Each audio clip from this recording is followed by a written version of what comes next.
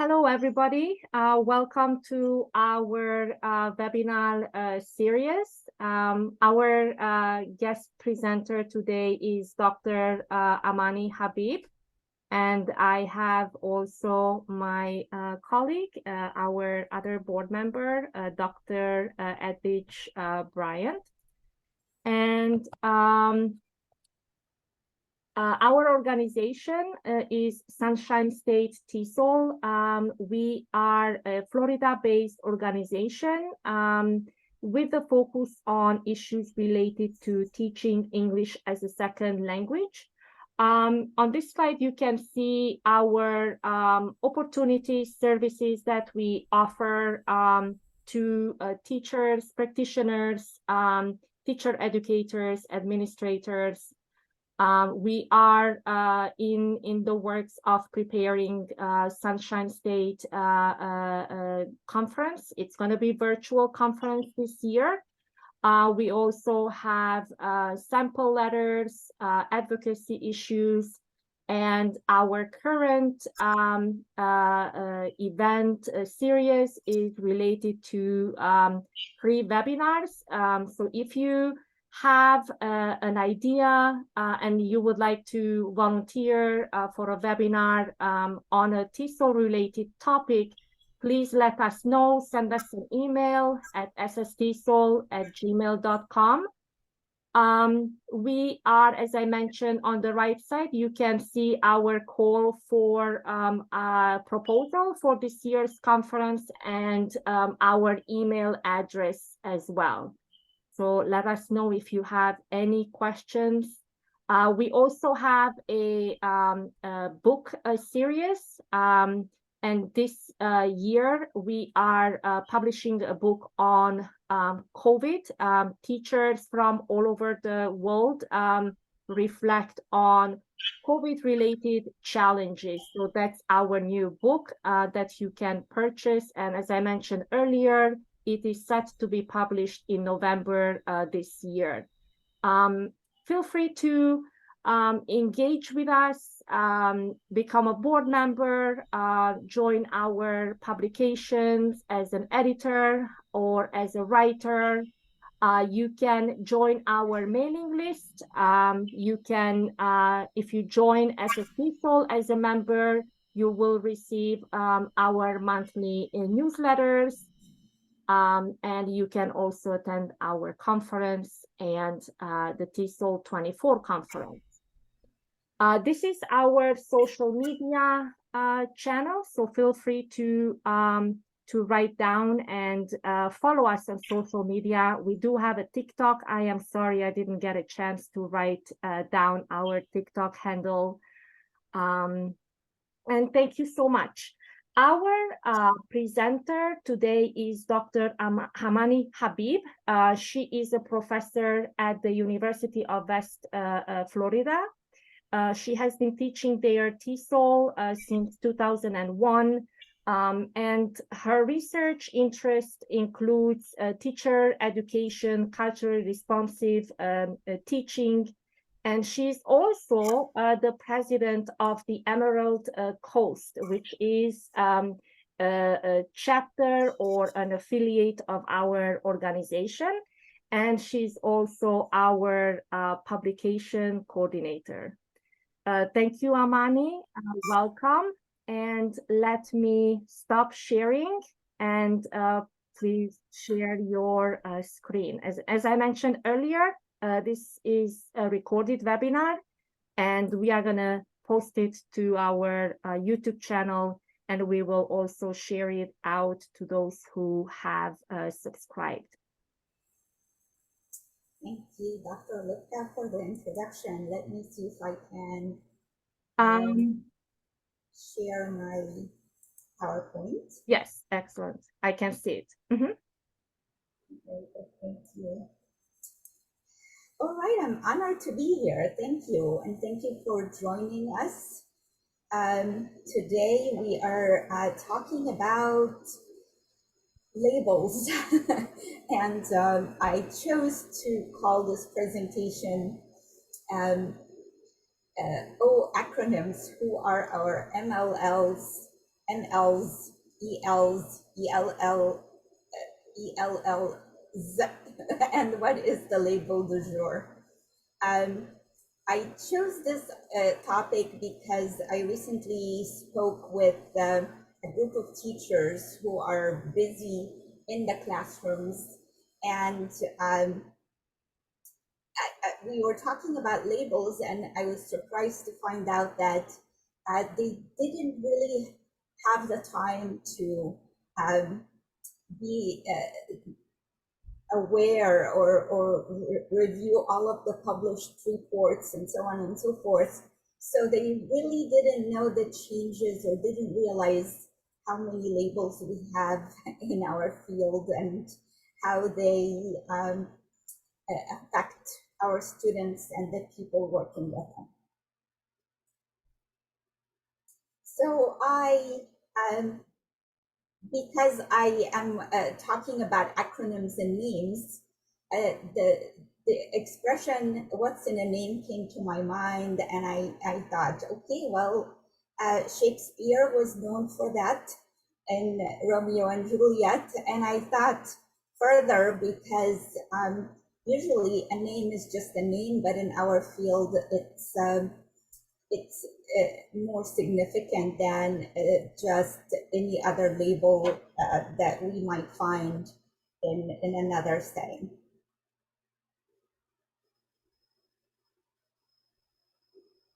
So labeling, or as I like to refer to it as name calling sometimes, is not new.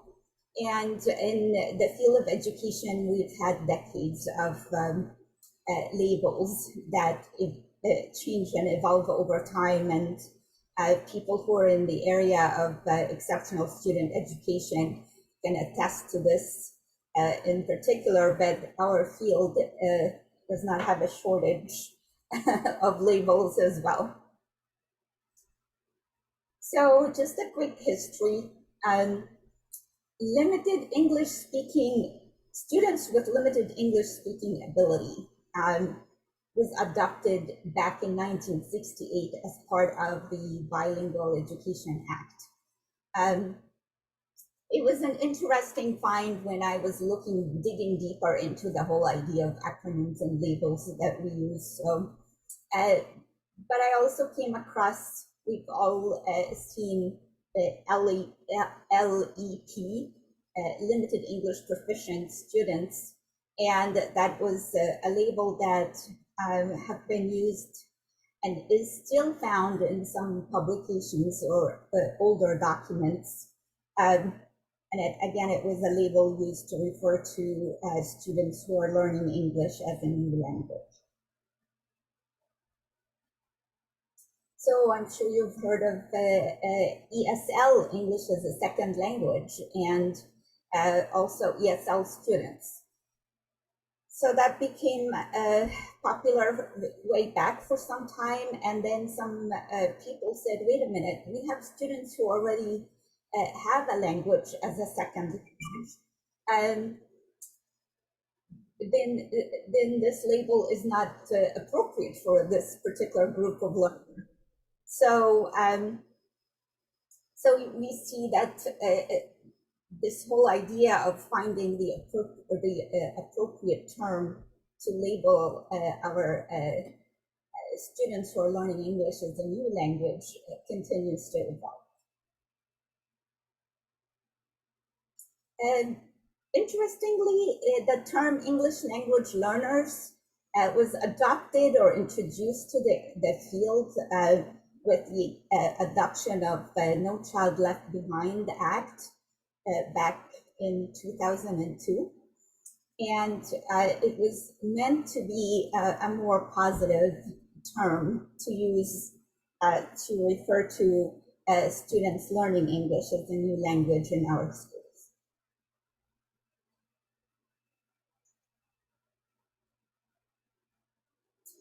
Then we have Every Student Succeed Act, which took place in 2015, and it brought us the next generation of ELLs, which was English learners. ELLs. The idea was, well, English language learners is a term that can also apply to native speakers of English who are in our schools, and they're also learning English. So we find that these terms again become questioned or analyzed further, but nonetheless, those two terms, ELLs, ELs and ELLs, they are both terms that are used to suggest that the learners speak a language other than English at home.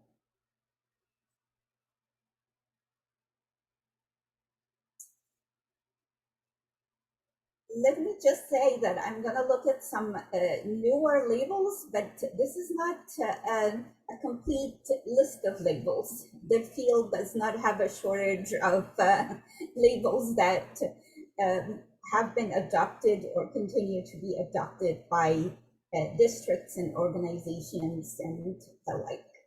But I just highlighted a few here. Emergent bilingual is one term. Students who are in the process of learning English in addition to their native language, or they are learning two languages simultaneously, are often referred to as EBs or emergent bilingual students. This particular term is more popular in some states, including Texas and Illinois, and not so much in so many of our states in the nation. And it could be also because we don't have very many truly bilingual education programs in the US. There are some pockets of bilingual education programs around the country, but they are not as widespread as we would like. And it is a complicated issue, obviously, because we would require certified educators in multiple subject areas and so on. So it is a complicated issue. However, there are areas in the country that offer bilingual programs, and students who are learning English as well as possibly their native language are referred to as emergent bilinguals in such programs. Similar to some of the other discussions that we mentioned already or had, we have emergent multilinguals because some students have more than one language by the time they enter schools.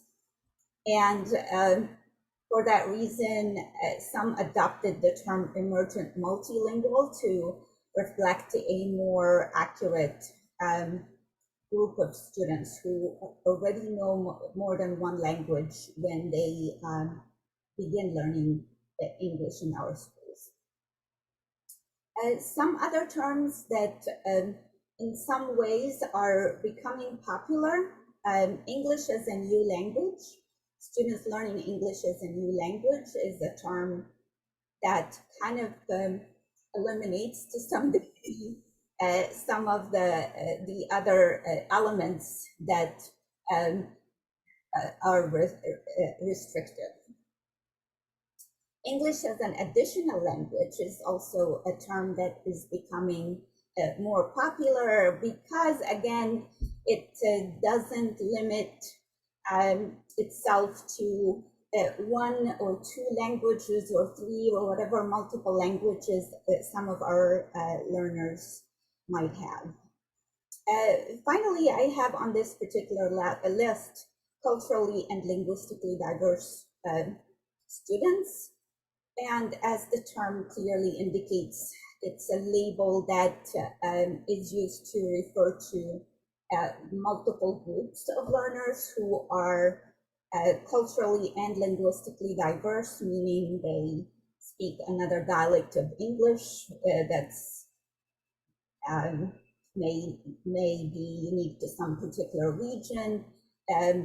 or other students who immigrate to the US, or other students who are born here but speak another language until they enter our schools. So for some, this particular term is more inclusive.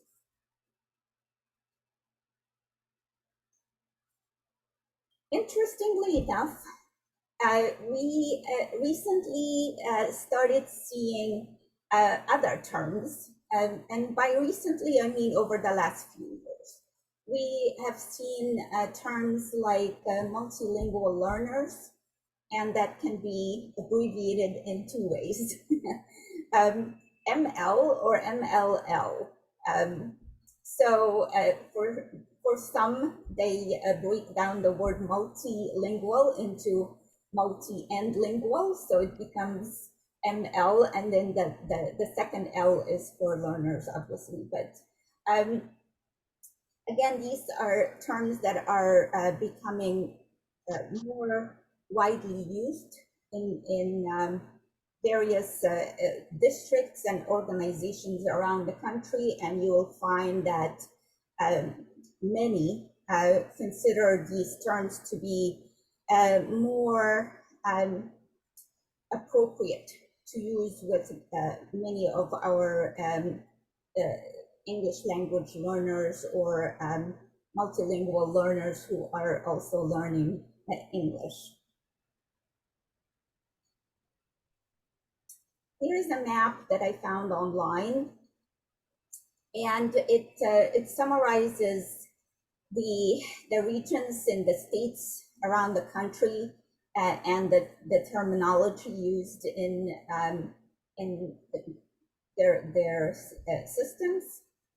So to focus on our state of Florida, we are one of 3 states where we are still using the term English language learners as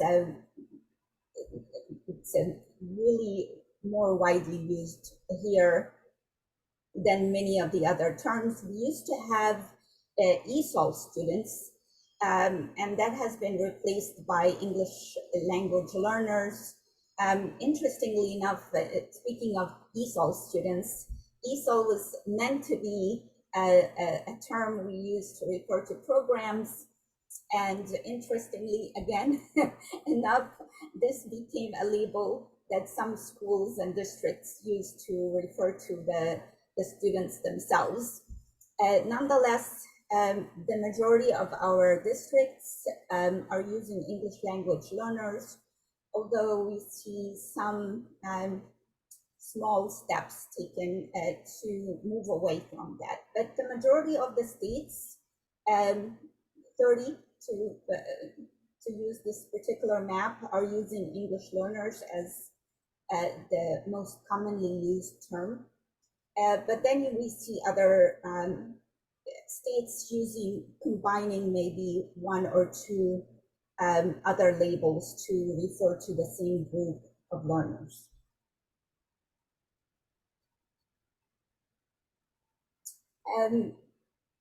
Organizations around the US have adopted the term multilingual learners. WIDA is the one that made the switch to multilingual learners back in 2020. And as you all know, if you are in the state of Florida, we are partners with WIDA. So we see that that particular partnership could lead eventually to the state of Florida adopting the term multilingual learners. And within the U.S. government, the Department of Education, Office of English Language Acquisition, they put out some documents back in 2022 reflecting their switch from English learners to multilingual learners as a preferred term.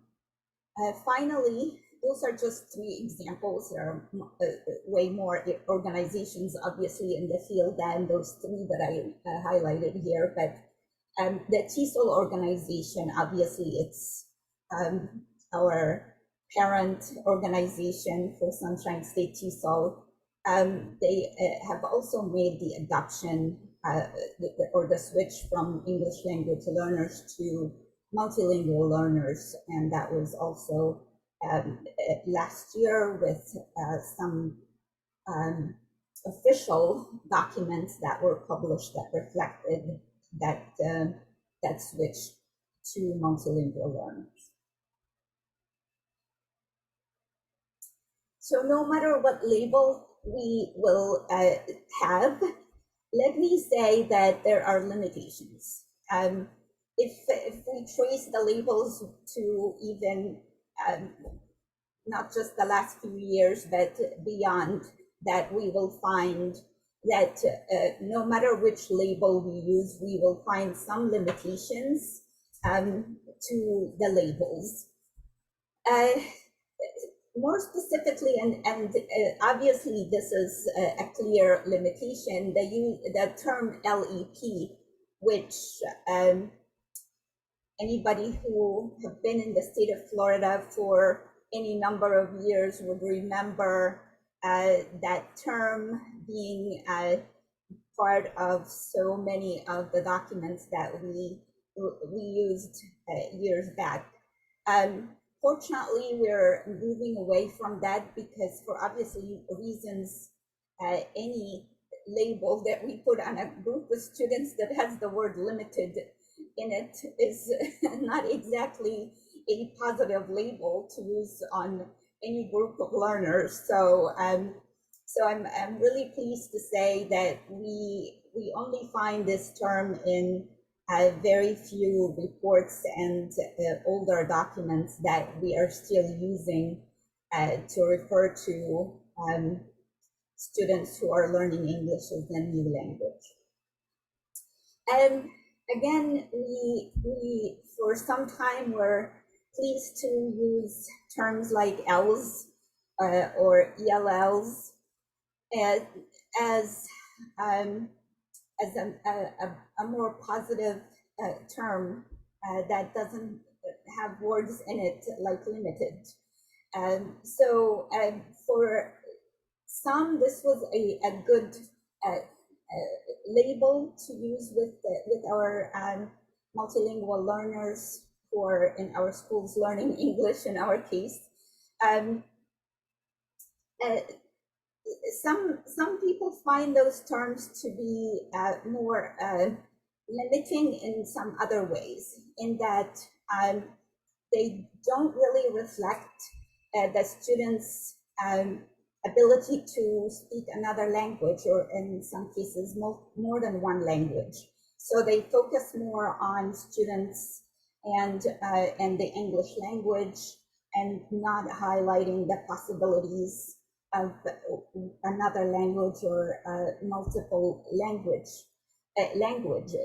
And for that reason, some see it as not appropriate, in that it negates to some degree the students' native language or multiple languages that they might have.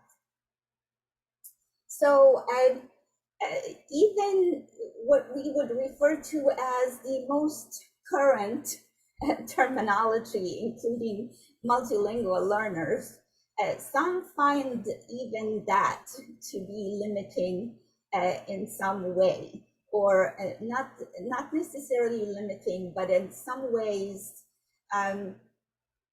not representative enough of this particular student population in our field, students who are learning English as a new language. It is nonetheless considered asset-based, in that we are highlighting the point that our students know more than one language, and at least from that perspective, it is considered an asset-based.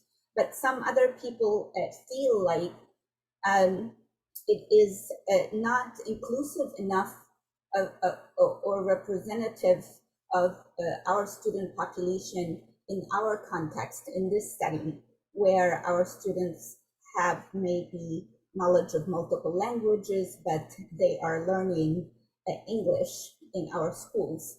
So, so you see that even even terminology that's considered most current or more appropriate to use with English learners, you'll see that even those would have some limitations within the terms themselves.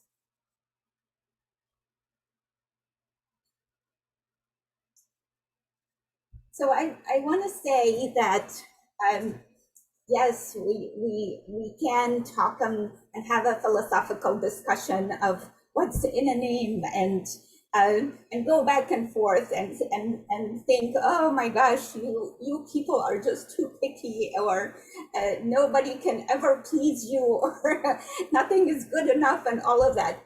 But in fairness to our students, I think it's important to realize that sometimes the labels that we choose uh, can become more of a permanent marker, so to speak, that that some of our students have a label that just follows them wherever they go, and that in itself can be problematic, because I always, when I talk to classroom teachers, I talk about how when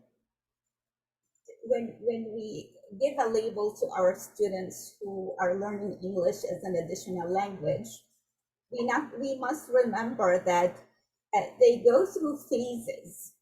They may be beginners at the beginning of the year, but then they may be moving up to another proficiency level by the end of the year, and by the following year, they may still be called English language learners, but they have advanced to yet another level. And oftentimes these labels are just limiting to some degree, because they don't always in themselves give us a good idea of what the students know, where they are, and so it's just a one label, a big umbrella that has so many possibilities that we don't really consider. Another limitation here is that it's good to remember that this particular population of students, multilingual learners learning English in our schools, they are not one group. They don't come from one area of the world. They don't have the same background. They don't have the same native language or languages. It's such a diverse group in itself that when we put one label on all of them, we may be missing some small details and important characteristics that a label doesn't always highlight. So so it's an important point to keep in mind when we're working with English learners and thinking about our multilingual learners who are learning English and who they are, and what kind of language or languages they bring with them to our schools, and so many other things. But I want to share this this line here. I was reviewing some publications, and one wrote that a multilingual learner asked, when do I stop being an English language learner and get to just be an English language user? And I thought that is an excellent example of how some of these labels can be problematic for our students, and even with for the educators working with them, because they really are limiting to some degree. One of the things that I want to quickly talk about in relation to our English learners and who are also multilingual learners or multilingual people is that they do have unique experiences. And I don't want teachers to forget this point, because oftentimes I talk to especially general education teachers who, when they find out that I have a background in TESOL, they're like, okay, so what can I do to help my ELLs? So as if there is just one manual or something that I can just give people and say, here, on day one, do this, and on day two, do that. The important point is that our multilingual learners who are also learning English in our schools, they do have unique backgrounds and experiences, and it's really, really important that we treat them as individuals and get to know them as individuals. More and more, I'm learning that even parents who are monolingual themselves, who have not really experienced other languages, are leaning in the direction of putting their children in programs, bilingual programs, when there is one, or they find tutors to teach them another language. But this is expensive, unfortunately, so it's not possible for the majority of the parents. But at least it is a sign that maybe we are little by little, baby steps, moving in the direction of embracing multilingualism as a good thing, that we encourage it within our student population, and at the very least not discourage it, because even though we've really made progress, I feel like I occasionally hear of a general education teacher telling some of our multilingual learners to stop speaking their native language and focus more on English, so that way they can develop their English language proficiency and do better and learn faster, and all these unfortunate things that are still happening in some of our schools. I was very, very pleased. Recently, I was speaking to a group of general education teachers, and one of them told me that he was guilty of telling one of his multilingual learners to stop speaking Spanish at home, and if she focused more on English, then she will do better.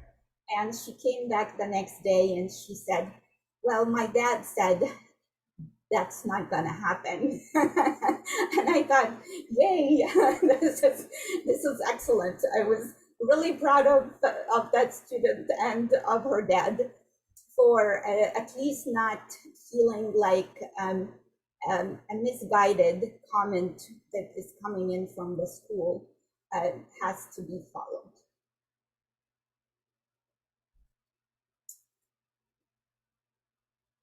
The final point I would like to make today is that I am glad that labeling, if we must label our students, I am glad that at least we are open-minded, and we are open to the idea that there may be another label out there that is more appropriate to use with our multilingual learners who are learning English in our schools.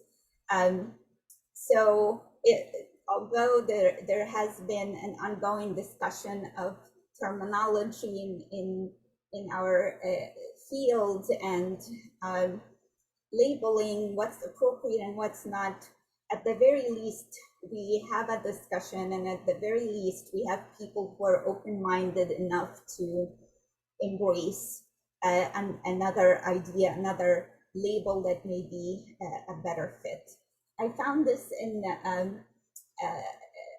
in a publication, a TESOL Connections article, where at the very end of the article, the author wrote, if we must use acronyms like ELLs, she suggested that we change them up a little bit. So when we say an L, it stands for expert in language learning.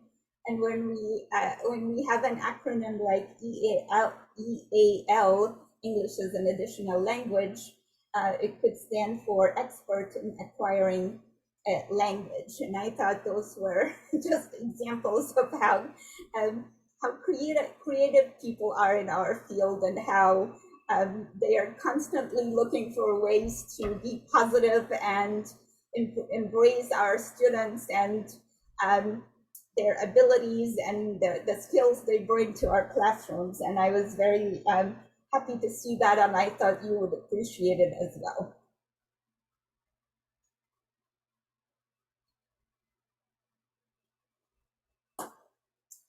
The end.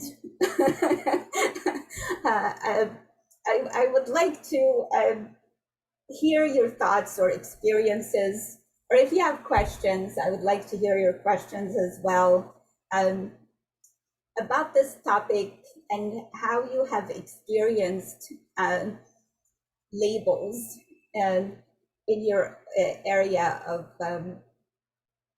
work, or even if it's a personal experience.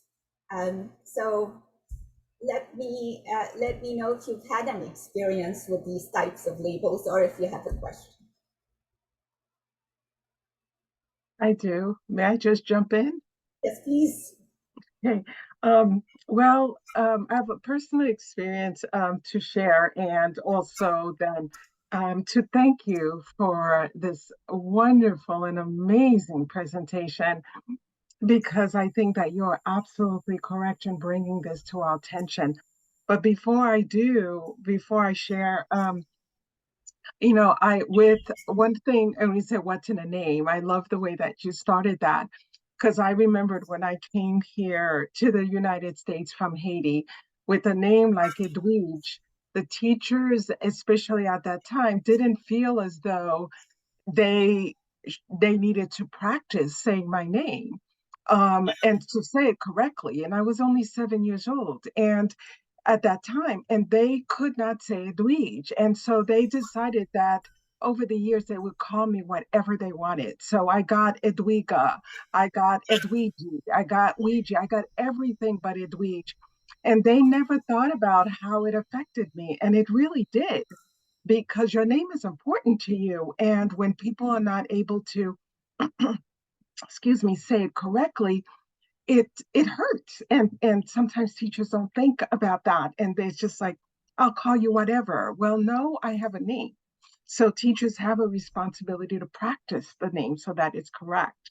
So that's why with your presentation, I think it is so incredibly important. And I can't thank you enough for sharing this with us, because the reality is, and this I guess would go into my question, Dr. Habib, which is that it, is it inevitable that we will always have labels, mostly because of things like funding? If we have to apply for a grant, we need to be able to present numbers, how many do we have, and so forth. So because of that, would it be inevitable, or is it inevitable that we'll always have these labels? But I think what you're saying is so, again, important, that even if we have the labels, that as teachers and as educators, we are responsible still for seeing the individualities of our students. So to me, that was my takeaway from your presentation, which was so important, saying, okay, we have these labels, but we're still forgetting that these students should be perceived for the individual gifts that they bring. It's almost like a lazy concept that we hide behind. We just give a label, and then that just goes to everybody. And this, unfortunately, we hide behind that, and we don't let ourselves see the individual gifts of the students. And I think that's the important message here, that we have all these labels all over, but we have to see the students. Would you kind of sort of agree with that? I guess that was my big aha from your amazing work. And thank you again so much for that. Thank you. I appreciate your comments very much. Yes, I think that we have a system that to some degree requires us to have labels, and whether we like it or not, and I don't like it personally, but it is part of what we have here, and it is related to funding, and it is related to certain programs, and so labels are a big part of what we do, unfortunately. But again, I think that people who advocate for multilingual learners in our schools who are learning English, I think those people feel like it is important that we do emphasize the skills that they have. We do emphasize the experiences they have. We do emphasize their individuality. If I think educators do make that a point, then we treat students in a way that is befitting to their unique situations and the needs that they have. Because my concern, and this has been just ongoing for me personally, is that so many people, unfortunately, also people who are in the classrooms, not as TESOLers, but general education teachers who may or may not have had extensive work in the area of TESOL. I feel like it is important for us to emphasize the point that our students are unique.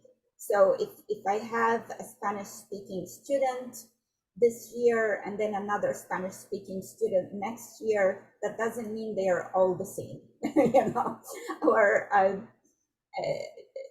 it's just important that we do treat students with that mindset that they are unique and they are individual and they do have their own abilities and backgrounds and influences of their individual language or culture. And there's just so many things that are important for us to know about and learn about when we're working with our multilingual learners in our schools.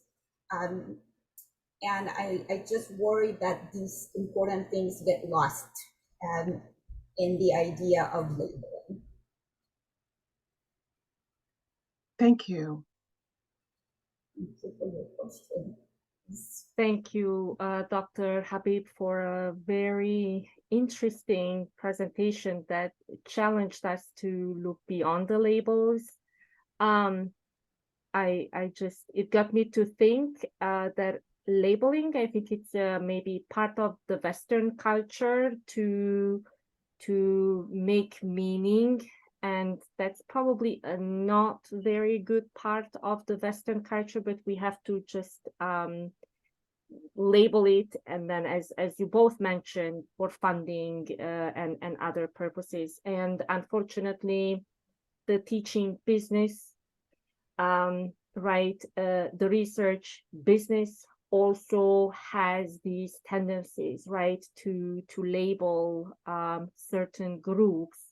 And on the same token, I think, who are we excluding from the English language learner label, right? I work with English language learners in Pinellas County schools, and what about their parents? What do we call? How do we label? And I know that we don't, but we need to somehow make sense, right? Who is the learner, who is the parent, what kind of labels do we use, who we include and who we exclude, right? You mentioned the LAP, LEP label, right? Limited English proficiency. That's a negative label. What do we do even as an organization or as instructors, educators, to bypass these labels, to challenge our teachers to maybe think beyond the labels? So you both touched on the importance of still very sound pedagogical approaches. You need to know your learners. You need to tailor your teaching to meet your students' needs. Labels are just a way to, I guess, communicate, right, with the funders, or with the research community, but that's not necessarily, it shouldn't be really part of your teaching practice, right? You don't view your English language learners as a mono, like a community without individual learners, right?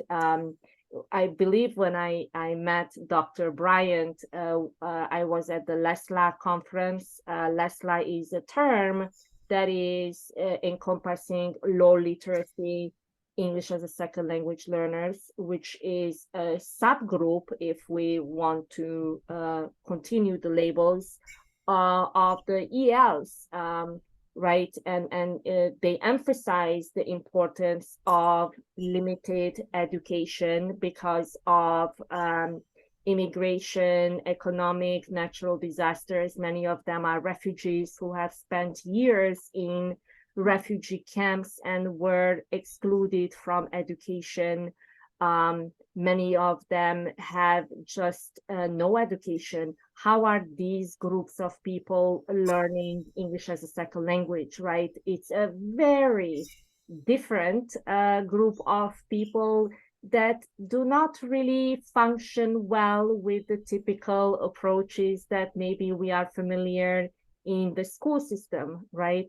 So what do we do with these groups of learners? So sometimes labels are beneficial, especially if they are focusing on a particular group of learners with very special needs, like the literacy, the need of literacy or the lack of literacy, and what that can the role it has in learning a second language, right? So thank you for challenging us to think about beyond actually the labels. Thank you. Just quickly, to reference your point of the literacy, I'm really glad that we have a little area of the in our field now that's that focuses on students with a limited and or interrupted formal education. And yes, it is another label, but it brings our attention to the unique needs of that particular group of learners who have had interruption in their formal education due to a number of conditions that contribute to that. But it's important that we focus on all of our students, regardless of their background, and just offer them the help that they need to continue to develop and grow. Thank you. Yeah. And just a quick note also on that. I think that if we are going to continue to use labels, that, and I think you brought that point almost well, that we must make sure that they remain positive labels, that they lift our English learners or emergent bilinguals or multilingual that they must be positive, because if they're not, we also know the effects of that when they're negative, because the students begin to see themselves as negative. learners of a language or something to that effect, that they must be positive and send a positive message. Because even with the teachers, when you say limited English proficient, sometimes the teachers are not thinking limited in English, then they begin to think you're limited in everything. So we want to make sure that it's whatever it is, it's positive. And while you were speaking, I thought of a label, and I said one more. I'll add it to the list. I thought proficient language users, or proficient proficient. At first I thought proficient language speakers, but we know our multilingual learners, we know that they do more than speak. They're able to write as well. They're able to read. So that's why I moved away from PLS, proficient language speakers, to proficient language users, because even with our students with low level literacy, what they're able to do with the limited literacy that they have has been phenomenal. The way that they've learned to navigate a literate environment is just incredible. So this is why I was thinking perhaps proficient language users, because we tend to get super creative with language, and that has to be taken into consideration as well. That's it. It's a great point, and thank you for sharing that, because you make an important point.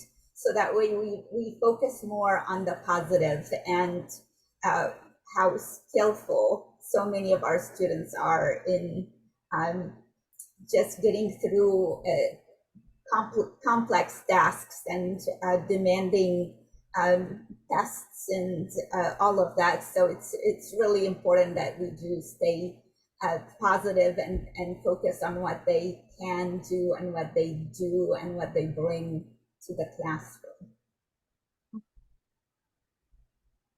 Thank you very, very much.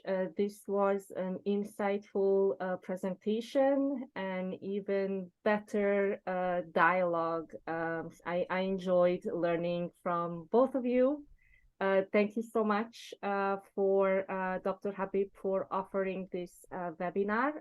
We are going to post this webinar on our YouTube channel, and we hope you are going to all watch the presentation later on.